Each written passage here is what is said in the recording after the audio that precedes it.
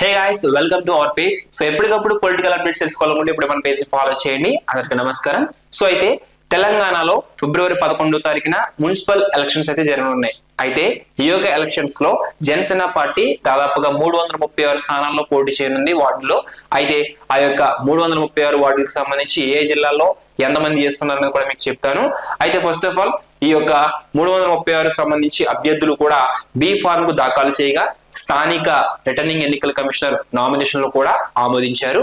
అయితే ఈ యొక్క 336 మంది కూడా జనసేన పార్టీ సింబల్ గ్లాస్ గుర్తుపై పోటీ చేయనున్నారు. అయితే దీనికి సంబంధించి ఫిబ్రవరి 7, 8 తేదీల్లో పవన్ కళ్యాణ్ గారు, AP deputy CM, Janasena party అధినేత శ్రీ కొణిదెల పవన్ కళ్యాణ్ గారు ఎన్నికల ప్రచారంలో పాల్గొంటారని సమాచారం వచ్చినా గానీ అది రద్దయినట్లు సమాచారం అయితే ఉంది. సో ఆయన వెళ్ళడం లేదు.